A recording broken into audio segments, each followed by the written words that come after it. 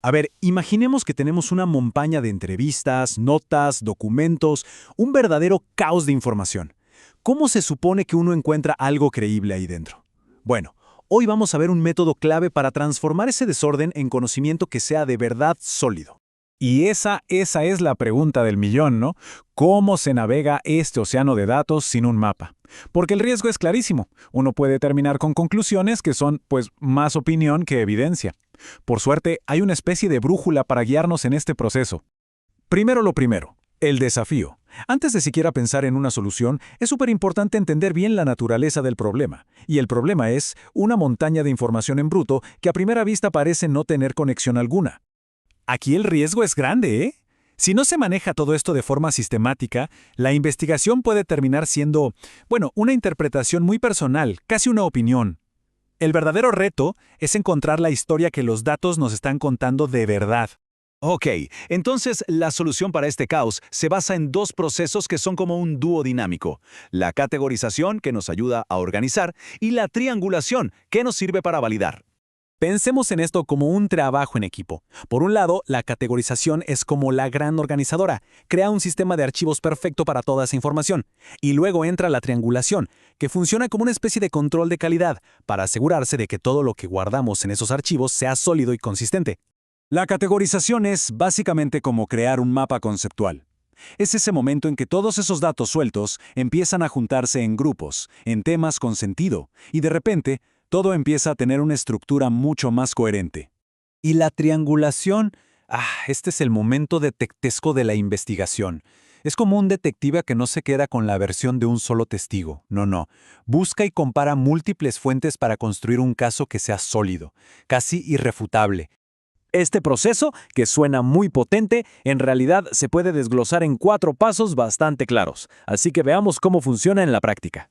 Esta es, digamos, la hoja de ruta que nos va a llevar del desorden a la claridad. Empecemos, cómo no, por el primer paso, construir las categorías. Aquí es donde arranca la verdadera exploración. Es un proceso de meterse de lleno en los datos, de leer y releer, buscando esos patrones, esas ideas que se repiten una y otra vez, y que, poco a poco, van a formar el mapa de nuestro análisis. Una vez que tenemos las categorías, que son como los cajones de nuestro archivo, pues empezamos a llenarlos. Este paso es el que transforma esos textos larguísimos en grupos organizados y con mucho significado. Es un trabajo meticuloso, sí, pero es absolutamente esencial. Y ahora sí, llegamos al corazón del asunto, la triangulación. En este paso ya no nos conformamos con una sola versión de la historia. Comparamos lo que la gente dice con lo que realmente hace, y eso, a su vez, con lo que dicen los documentos oficiales. Para que quede súper claro, veámoslo con un ejemplo.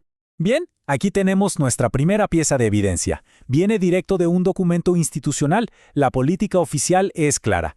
El diálogo es la herramienta clave para resolver conflictos. Pero, ¿qué es lo que pasa en la realidad, en el día a día? Bueno, la observación directa en el salón de clases nos cuenta una historia bastante diferente. Parece que la práctica se aleja un poco de lo que está escrito en el papel. Y aquí es donde todo cobra sentido.